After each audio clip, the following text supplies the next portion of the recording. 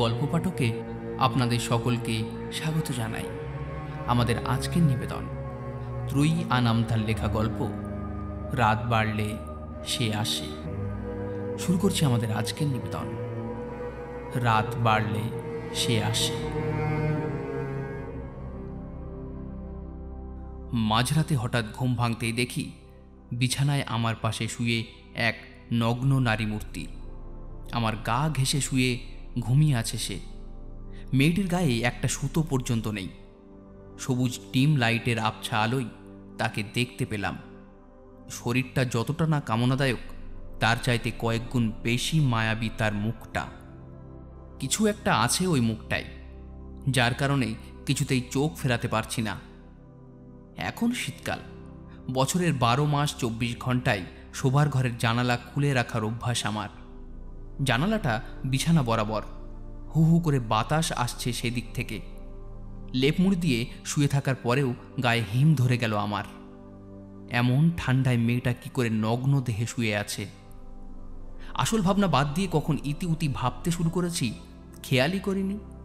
খেয়াল করতেই গা থেকে লেপ ফেলে দিয়ে এক প্রকার লাফিয়ে বিছানার অপর প্রান্তে চলে গেলাম। সাথে সাথেই মেয়েটা জেগে গেল। আমার ফেলে দেয়া লেপ টেনে নিয়ে সে নিজের গায়ে লেপটে নিল।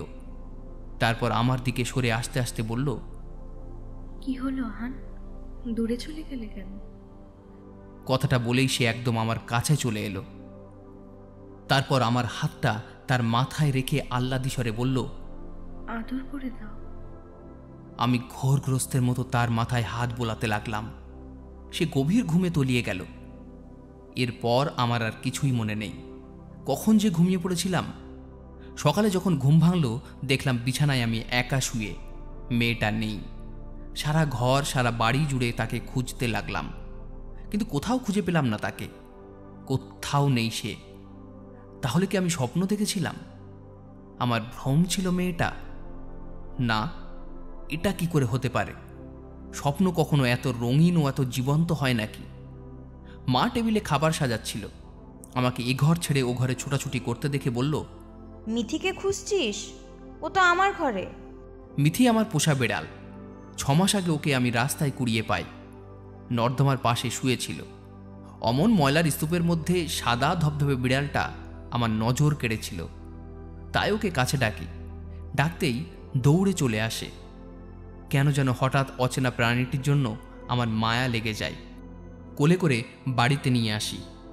বাড়িতে আনার 1 সপ্তাহের মধ্যেই ও বাড়ির সকলের মন জয় করে নেয়।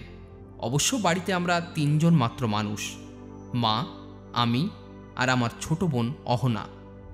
হঠাৎই ঘড়ির দিকে চোখ পড়ল আমার। সর্বনাশ, 8:30 বাজে। 9টায় অফিস আমার। যেতে সময় লাগে 40 মিনিট। ফ্রেশ হব কখন, খাবো কখন, আর যাবই বা কখন?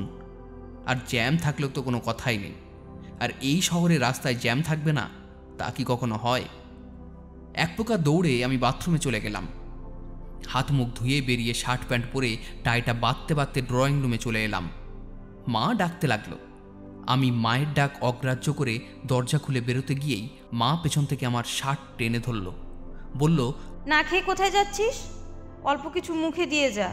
আমি মায়ের হাত ধরে বললাম, মা প্লিজ, আজকের মতো ছেড়ে দাও, অফিসে দেরি হয়ে যাচ্ছে আমার। মা আমার কথার কোনো রকম পাত্তা না দিয়ে জোর করে টেবিলে নিয়ে বসালো। স্যান্ডউইচের বাটিটা আমার দিকে এগিয়ে দিল। আমি 1 পিস স্যান্ডউইচ হাতে নিয়ে, মা আসি বলে বেরিয়ে গেলাম। গন্তব্য বাস স্টেশন। সারাদিন অফিসে কাজের চাপে গত রাতের ঘটনাটা আমি বেমালুম ভুলে গেলাম। অফিস থেকে ফিরতে ফিরতেই সন্ধে হয়ে গেল। দরজার বাইরে দাঁড়িয়ে একবার কলিং বেল চাপতেই মা দরজা খুলে দিল। ঘরে ঢুকতেই দেখি মিথি সোফার উপর শুয়ে। আমার দিকে চোখ পড়তেই দৌড়ে আমার কাছে চলে এলো। আমার পায়ের কাছে দাঁড়িয়ে মিউ মিউ করতে লাগলো, যার মানে হচ্ছে আমাকে কোলে নাও। ওকে আমি কোলে তুলে নিলাম। মা চেঁচিয়ে উঠল, যা ফ্রেশ হয়ে খেতে বস, পরে আল্লাহ থেকে কোলে নিয়ে বসে থাকিস। মায়ের কথায় আমি মিথিকে নামিয়ে দিতে চাইলাম, কিন্তু মিথি নামতে চাইল না। উল্টে আমাকে খামচে ধরে রইল। আমি পুনরায় ওকে কোলে তুলে নিলাম। ও নিশ্চিন্ত মনে আমার কোলে শুয়ে মৃদু মিউ মিউ ধ্বনি তুলল।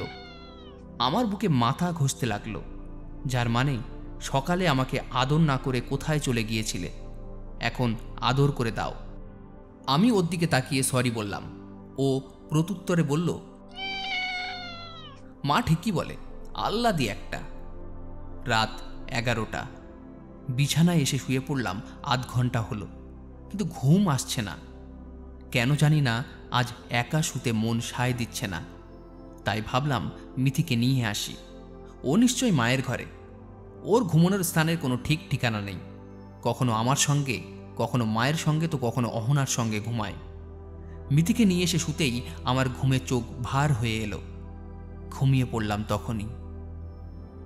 গতকালকের মতো ঠিক মাঝরাতে আমার ঘুম ভেঙে গেল। আমার মনে হলো বুকের কাছে কেউ জড়সড় হয়ে শুয়ে আছে। মিথিই হবে। রাতে তো মায়ের কাছ থেকে আমি ওকে নিয়ে এসেছিলাম। আমার গায়ের উপর থেকে আলতো করে লেপ সরিয়ে নিতেই আমি শিউরে উঠলাম। মিথি নয়, গতকাল রাতের সেই মেয়েটি আমার বুকের উপর মাথা রেখে জড়সড় হয়ে শুয়ে আছে, সেদিনের মতোই নগ্ন দেহে। আমি এক ধাক্কায় আমার বুকের ওপর থেকে ওর মাথাটা সরিয়ে দিলাম। শরীর ঢাকার জন্য লেপ ছুঁড়ে মারলাম ওর ওপর। মেয়েটি আমার আচরণে কোনো ভ্রুক্ষেপ করল না। গলা পর্যন্ত লেপ টেনে নিয়ে শুয়ে পড়ল, কিন্তু ঘুমোলো না। ফ্যালফ্যাল করে তাকিয়ে রইল আমার দিকে। আমি হন্তদন্ত হয়ে বিছানা ছেড়ে নামলাম। সুইচ অন করে আলো জ্বাললাম। অকস্মাৎ কড়া আলো চোখে পড়তেই মেয়েটি চোখ বন্ধ করে ফেলল। পরক্ষণেই আবার চোখ খুলে ফেলল। আমার দিকে তাকিয়ে সেই আদুরে সুরে বলল, আমি ঘুমোবো আহান, আলোটা নিভিয়ে দাও। ওর কথা আমার কান পর্যন্ত পৌঁছালেও মস্তিষ্ক পর্যন্ত পৌঁছাতে পারল না, কারণ আমার মস্তিষ্ক জুড়ে ছিল অন্য কিছু। আমি এক দৃষ্টিতে চেয়ে রইলাম মেয়েটির মুখায়বে। এত রূপ, এত সৌন্দর্য, এত মায়া কারোর চেহারায় থাকতে পারে? আমি ক্রমশ মোহগ্রস্ত হয়ে পড়তে লাগলাম। এ মেয়ে কিছুতেই সাধারণ নারী হতে পারে না, কিছুতেই না। তারপরের দিন সকালবেলা মায়ের ডাকাডাকিতে ঘুম ভাঙল। ঘুম ভাঙতেই দেখলাম আমি মেঝেতে শুয়ে আছি। মা বারবার জিজ্ঞাসা করতে লাগলো, এই ঠান্ডায় তুই মেঝেতে কেন? মাথাটা ঘুরে পড়ে গিয়েছিলি নাকি? মায়ের মাথা থেকে দুশ্চিন্তা দূর করার জন্য আমি মিথ্যে বললাম, রাতে এত ঘুম পেয়েছিল না মা, মেঝেতে বসে মোবাইল গেমস খেলছিলাম, কখন যেন ঘুমিয়ে পড়েছি। মা রেগে গেল, বলল, তুই কি বাচ্চা ছেলে আহান? তোর কি কোনো কাণ্ডজ্ঞান নেই? এই ঠান্ডার মধ্যে তুই মেঝেতে বসে গেমস খেলবি কেন? ঘরে কি বসার জিনিসের অভাব পড়েছে? উফ মা, ভুল হয়ে গেছে, চেঁচামেচি করো না তো। মা আমাকে সাবধান করার ভঙ্গিতে বলল, আর কখনো যেন তোকে মেঝেতে শুতে বসতে না দেখি। তারপর আবার বলল, 8টা বেজে গেছে, যা জলদি হাত মুখ ধুয়ে খেতে আয়, না হয় পরে দেখবো দেরি হয়ে যাচ্ছে বলে না খেয়েই বেরিয়ে পড়েছিস। মা চলে যাওয়ার পর আমি গতকালের রাতের ঘটনাটা স্মরণ করতে লাগলাম। গত রাতের ঘটনাটাও কি স্বপ্ন ছিল? একই স্বপ্ন দুদিন দেখা, এটা কি সম্ভব? আর যদি স্বপ্নই হয় তাহলে আমি মেঝেতে এলাম কি করে? না, গত রাতে এবং আগের রাতে যা ঘটেছিল সব বাস্তবই ছিল। স্বপ্ন স্মৃতিতে এত স্পষ্ট হয়ে কিছুতেই থাকতে পারে না। সিদ্ধান্ত নিলাম আজকের রাতে কি ঘটবে সেটা আমি ডিসাইড করব, ওই মেয়েটা নয়। মনে মনে ওকে হাতে নাতে ধরার সমস্ত পরিকল্পনা করে ফেললাম। তাতে যদি আমার ইজ্জতের ফালুদা হয় তো হোক। আজকে অফিসের কাজ ঠিক মতন করতে পারলাম না, সেজন্য দুবার বসের ঝাড়ও খেলাম।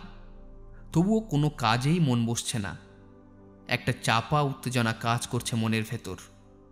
আচ্ছা, আমি কি আমার পরিকল্পনায় সফল হব? মন বলল, হবি, নিশ্চয়ই হবি। মস্তিষ্ক বলল, আজ তোর ইজ্জতের ফালুদা না হলে আইসক্রিম হবে। দেখি কোনটা সঠিক হয়, মন নাকি মস্তিষ্ক। অবশেষে রাত এলো। শোবার আগে মাকে আর অহনাকে বলে এলাম দরজা খুলে ঘুমাতে। মোবাইলে ঠিক রাত 2টোর সময় অ্যালার্ম সেট করে দিলাম, তারপর ঘুমিয়ে পড়লাম। রাত 2টোয় অ্যালার্মের শব্দে আমার ঘুম ভেঙে গেল। বিছানার অপর পাশে তাকাতেই আমার মুখে হাসির রেখা ফুটে উঠল। এই তো, মেয়েটা আজও আমার পাশে শুয়ে আমার ঘুম হারাম করে নিজে কেমন নিশ্চিন্ত মনে ঘুমোচ্ছে দেখো। দাঁড়াও রহস্যময়ী, আজ তোমার রহস্য আমি উদ্ঘাটন করবই। আমাদের প্রথম পর্ব এই পর্যন্তই। দ্বিতীয় পর্ব শুরু করার আগে আপনাদের কাছে অনুরোধ, যদি গল্পটি ভালো লাগে তাহলে ভিডিওটি লাইক করে চ্যানেলটি সাবস্ক্রাইব করে আমাদের সঙ্গে যুক্ত থাকবেন। শুরু করছি দ্বিতীয় পর্ব। খোলা জানালা দিয়ে বাতাস ঢুকে ঘরটাকে হিমশীতল করে তুলেছে। গায়ে একটা সুতোও না থাকায় ঠান্ডায় মেয়েটা বারবার কেঁপে কেঁপে উঠছে। হঠাৎই ওর জন্য কেমন মায়া অনুভব করলাম আমি। সাদা লেপটা ওর গায়ে আলতো করে জড়িয়ে দিলাম। ও ওপাশ ফিরে শুয়ে আছে। আমার ওর মুখটা ভীষণ দেখতে ইচ্ছে করল। আমি উকি মারলাম ওপাশটায়। এই প্রথম ওর চুল আমার নজর কাড়ল। কাঁধ অব্দি ঘন কালো চুল, কিছু চুল মুখে লেপ্টে আছে। আমি হাত দিয়ে সেগুলো ওর কানের পাশে গুজে দিলাম। ও মৃদু নড়ে উঠল আর আমার টনক নড়ল। এসব আমি কি করছি? এত বড় মোক্ষম সুযোগটাকে আমি এসব করে নষ্ট করছি। আর এক মুহূর্ত সময় নষ্ট করলাম না। ধীরে ধীরে বিছানা ছেড়ে নামলাম। নিঃশব্দে বেডরুমের দরজা খুলে বাইরে বেরিয়ে আবার দরজা লাগিয়ে দিলাম, যাতে মেয়েটা সুযোগ পেয়ে পালাতে না পারে। মাকে আর অহনাকে ঘুম থেকে ডেকে তুললাম একটা জিনিস দেখাবো বলে। মা অহনা তাদের ঘর থেকে বেরিয়ে এলো। অহনা চিৎকার চেঁচামেচি করতে লাগলো। এই রাত 2টোর সময় তুই আমাকে কোন আক্কেলে ঘুম থেকে তুললি দাদা? আমি বললাম, আরে চুপ করে আয় তো, তোদের একটা ম্যাজিক দেখাবো।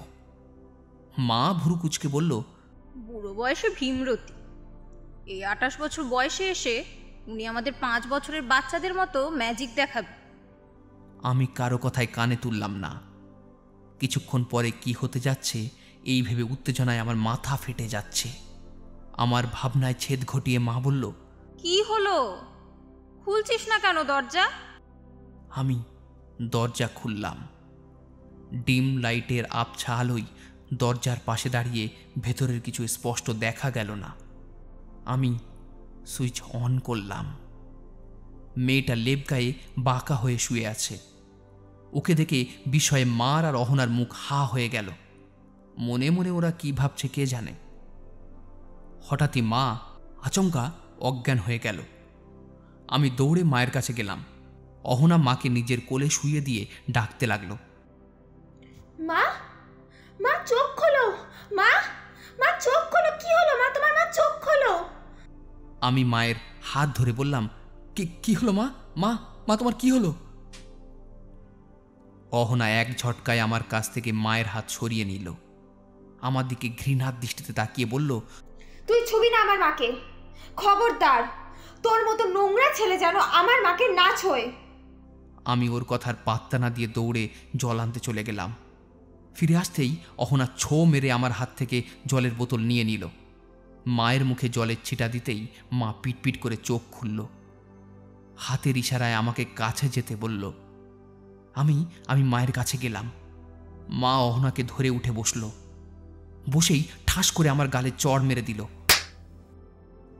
লজ্জায় আমার ইচ্ছে করলো মাটির নিচে ঢুকে যেতে। এই বয়সে এসেও মায়ের হাতে মার খাচ্ছি। মা হাঁপাতে হাঁপাতে বলতে লাগলো, কোন কুলাঙ্গারকে পেটে ধরেছি আমি? এতদিন ভাবতাম 28 হয়ে গেল, ছেলের বাচ্চা নিয়ে এখনো যায়নি, আর আমাদের চোখে ধুলো দিয়ে তলে তলে এত কিছু। ছি ছি ছি ছি ছি। পাশের ফ্ল্যাটের কাকিমা যদি একবার জানতে পারে, পুরো শহর ছড়িয়ে যাবে এ খবর। আমি মাকে থামিয়ে দিয়ে বললাম, মা তুমি সব কি বলছো? আমার কথাটা তো শুনবে একবার। অহনা চেঁচিয়ে বলল, কি শুনবে মা? হ্যাঁ কি শুনবে? তুই শোনার মতো আর কি বাকি রেখেছিস রে দাদা? রাত বিরেতে একটা পরনারী তোর বিছানায়? ছি! আমি অনুরোধের স্বরে বললাম, আমার কথাটা তোরা বিশ্বাস কর প্লিজ, এই মেয়েকে আমি চিনি না। মা তাচ্ছিল্যের ভঙ্গিতে হাসল। দেখো দেখো ছেলে কি বলছে, ওর বেডরুমে শুয়ে, আর ও নাকি চেনেই না। আমি হাত জোর করে বললাম, মা প্লিজ আমাকে বিশ্বাস করো। এই মেয়ে গত 3 দিন যাবৎ মাঝরাতে কোথা থেকে যেন উদয় হয়। আর আমি ঘুম ভাঙতেই দেখি আমার পাশে শুয়ে। তাই তো তোমাদের ঘটনাটা জানানোর উদ্দেশ্যে আমি নিয়ে আসলাম। আমার কথা শেষ হতে না হতেই অহনা মাকে বলতে লাগলো, মা, তুমি ওর কথায় না আর কান দিও না, ঠিক আছে? ধরা পড়ে গেছে তো, ওই জন্য এখন ওরকম ভুলভাল বকছে। মা অহনাকে নিয়ে চলে যাওয়ার জন্য পা বাড়ালো। যাবার আগে আমাকে বলে গেল, শোন, কাল সকালেই তোদের আমি বিয়ে দেব, তারপর দুটোকে এক কাপড়ে শহর ছাড়া করব। আমি হাজার চেষ্টা করেও মাকে সত্যিটা বোঝাতে পারলাম না। মা চলে যেতেই আমি মেঝেতে ধপ করে বসে পড়লাম। কি হলো এটা আমার সাথে? মেয়েটাকে ফাঁসাতে গিয়ে সে ফাঁদে আমি নিজেই ফেসে গেলাম। আমি তো কোনো দোষ করিনি, তাহলে ওর স্থানে আমাকে কেন এই কথাগুলো শুনতে হচ্ছে? বসা থেকেই আমার চোখ গেল বিছানার উপর। কি সুন্দর আরামে ঘুমোচ্ছে দেখো। ওর ঘুমের যদি আমি 12টা না বাঁচাই তো আমার নাম আহান না। বসা থেকে উঠে ভেতর থেকে ছিটকিনি লাগালাম দরজায়। তারপর ওয়াশরুমে চলে গেলাম। এক বালতি ঠান্ডা জল নিয়ে আমি বাইরে এলাম। উদ্দেশ্য মেয়েটার গায়ে ঢালা, তাহলে আমার প্রাণ জুড়াবে। ওর মোক্ষম শাস্তি এটা। এই শীতে ওর গায়ে ঠান্ডা জল ঢাললে ওর কেমন অনুভূতি হবে এই ভেবেই আমার পৈশাচিক আনন্দ হচ্ছে। জল নিয়ে বিছানার কাছে পৌঁছাতেই দেখি মেয়েটা উধাও। আশ্চর্য, এই মাত্র শুয়েছিল এখানটায়, কোথায় চলে গেল?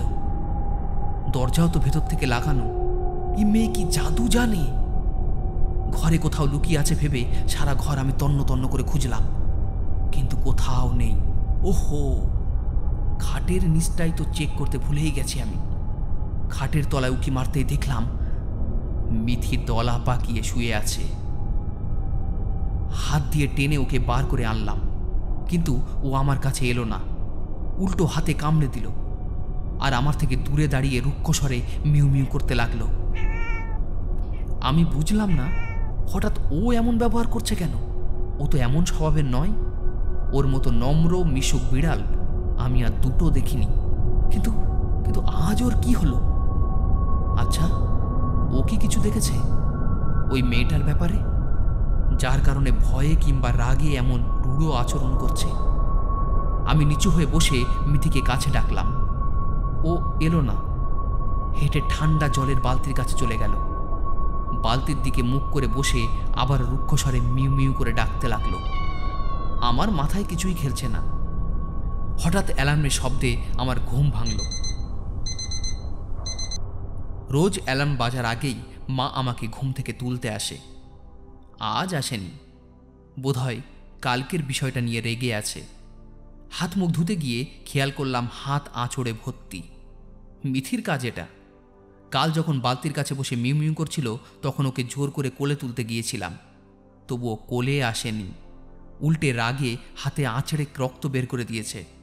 বাহ, বাড়ির প্রত্যেকটা সদস্যই আমার ওপর রেগে। কোনো দোষ না করেও সবার রাগ সহ্য করতে হচ্ছে আমার।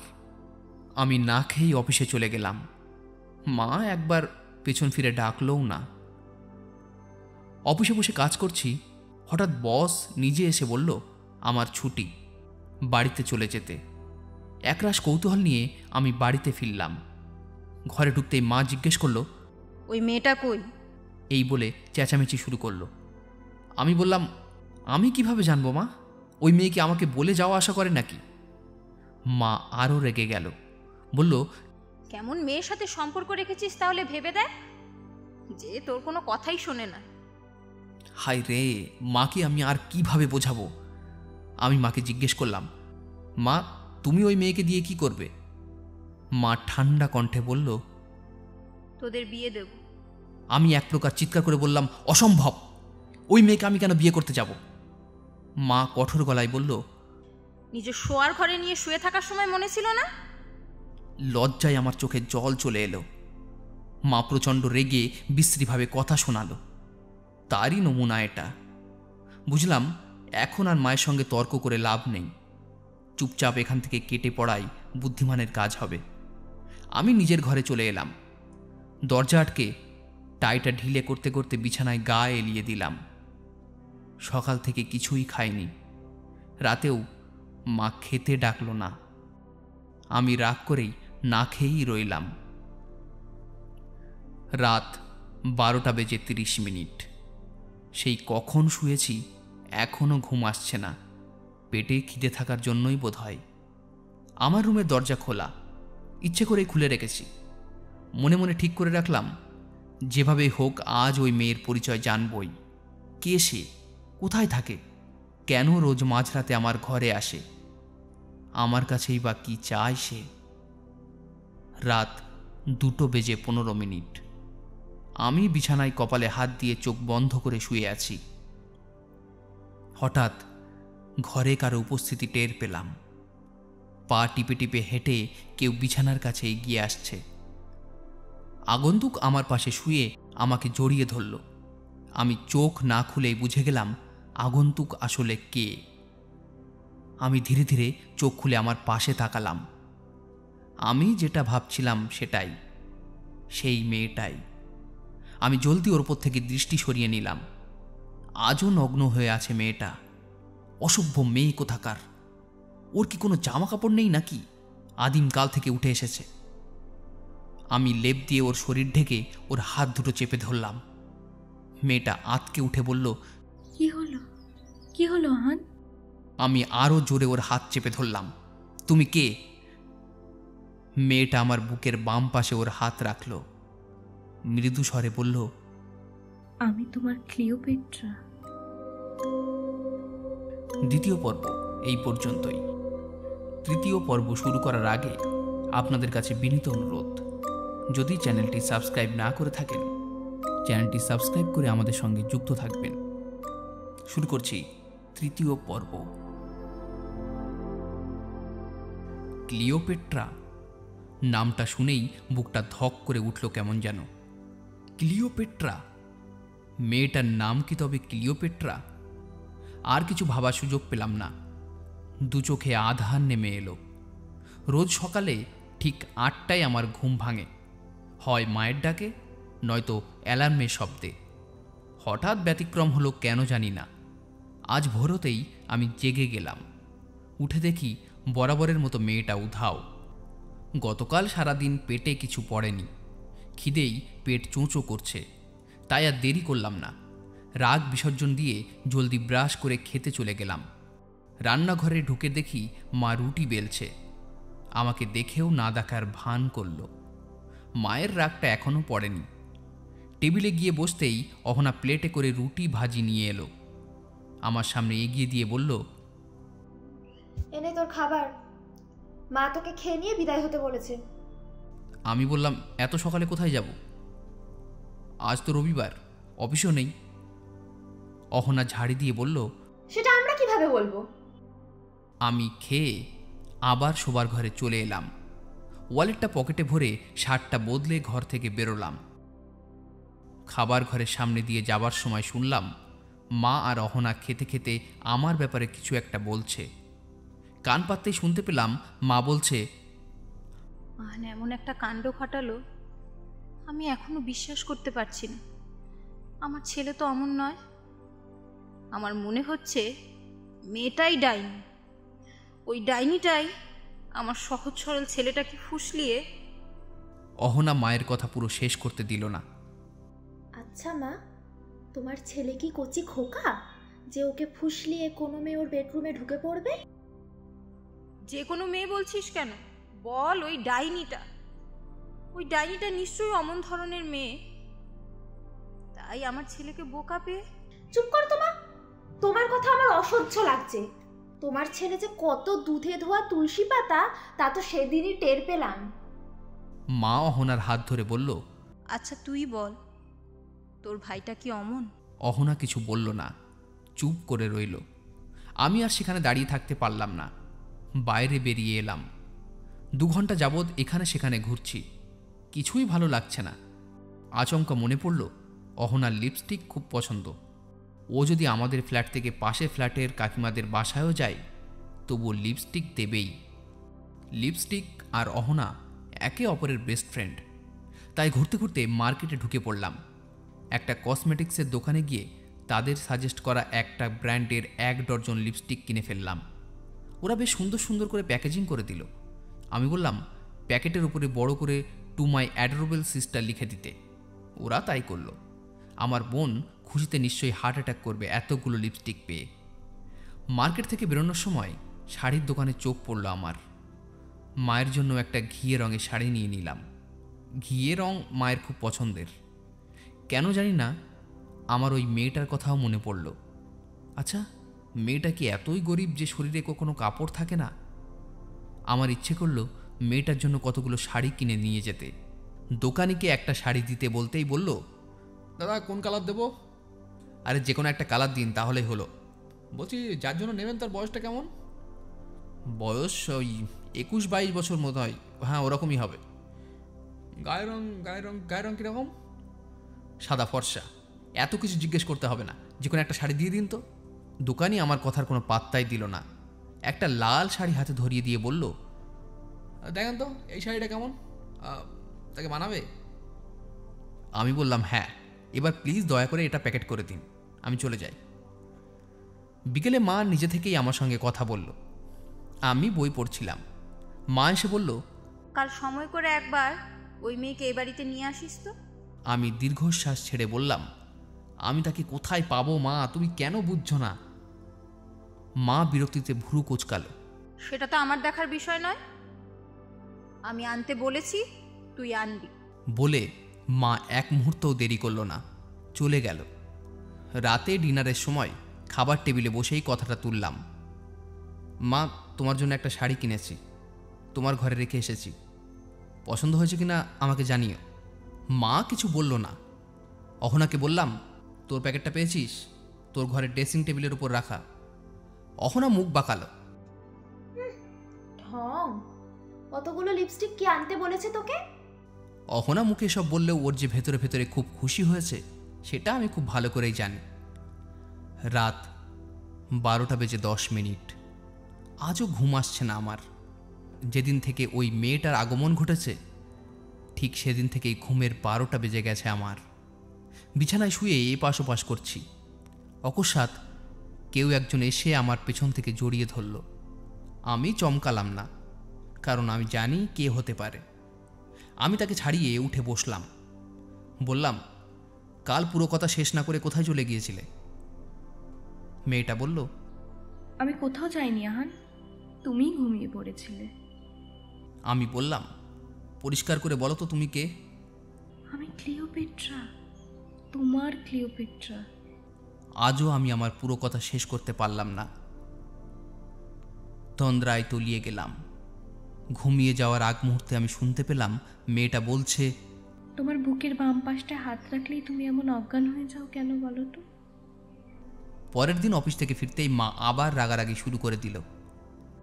তোকে না কালকে বললাম মেয়েটাকে নিয়ে আসতে? আমি সোফায় গা এলিয়ে দিতে দিতে বললাম, মা তোমাকে আর কতবার বলবো যে ওই মেয়েটাকে আমি চিনি না। মাঝরাতে আসে, আবার সকাল হতে না হতে উধাও হয়ে যায়। কেন রে, ওই মেয়ে কি ভূত নাকি পরী যে তোকে দেখেই উধাও হয়ে যায়? সেটা তো ওই মেয়েই বলতে পারবে মা, আমি কি করে জানবো? মা টিভি দেখছিল। হঠাৎই রিমোটটা আছাড়ে ভেঙে চলে গেল। রেগে গেলে ভাঙচুর করা মায়ের অভ্যাস। আমি আর অহনা ছোটবেলা থেকেই এতে অভ্যস্ত, তাই তেমন প্রতিক্রিয়া ঘটল না আমার মনে। সন্ধ্যাবেলা মা ব্যাগ গুছিয়ে অহনাকে নিয়ে দাদুর বাড়িতে চলে গেল। মার নাকি আমার মুখ দর্শন করতেও ঘৃণা লাগে এখন, তাই কিছুদিনের জন্য বাড়ি ছেড়ে চলে যাচ্ছে। যাবার আগে মিথিকেও সঙ্গে করে নিয়ে গেল। আমি কত করে বললাম অন্তত ওকে রেখে যাও, মা শুনল না। আজ সারা রাত আমার বিন্দুমাত্র ঘুম হলো না। আশ্চর্যজনকভাবে মেয়েটাও এলো না। আমি ভীষণ রকম অবাক হলাম। 1 সপ্তাহ যাবৎ আমি ছাড়া আর কেউ বাড়িতে নেই। মেয়েটাও আসেনি একদিনও। প্রায় 2 সপ্তাহের পর মা, অহনা, মিথি ফিরে এলো। মিথি ফিরে এসেই দৌড়ে আমার কাছে চলে এলো। আমাকে মিস করেছে নিশ্চয়ই। আমারও ওর কথা রোজ অনেকবার করে মনে পড়ত। মা, অহনা দাদুর বাড়ি বেরিয়ে আসাতে একটা উপকারী হলো, ওরা একদম স্বাভাবিক আচরণ করছে, যেন আমাদের মাঝে কোনো ঝঞ্ঝাটি হয়নি। আমাকে অবাক করে দিয়ে আজ রাতে মেয়েটা আবার এলো। মাঝরাতে ঘুম ভাঙতেই দেখি মেয়েটা আমার পাশে শুয়ে। আমি ওকে জাগাই।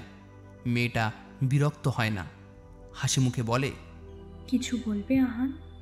আমি উত্তর দিই, হ্যাঁ, এতদিন আসনি ঠিক আছে, আজ আবার এলে কেন? মেয়েটা মৃদু হাসে। আচ্ছা, তুমি কি রাগ করেছো আমি এতদিন আসিনি বলে? মোটেও না, আমি কেন রাগ করতে যাব?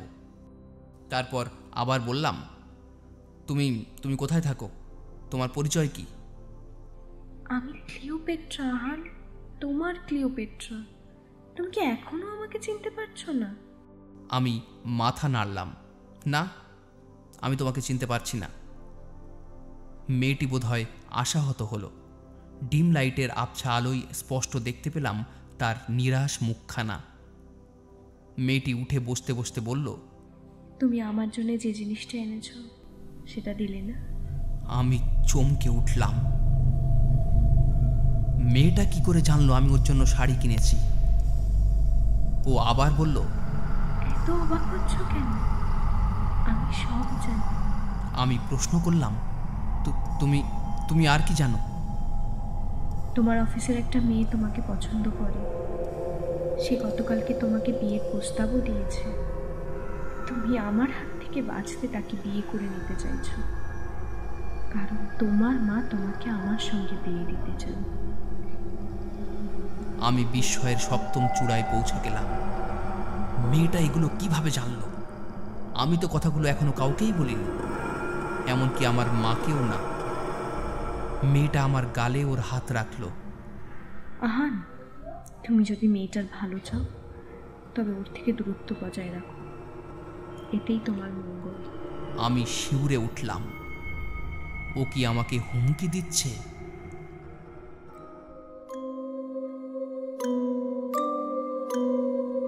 এতক্ষণ আপনারা শুনছিলেন ত্রয়ী আনামতার লেখা গল্প রাত বাড়লে সে আসে।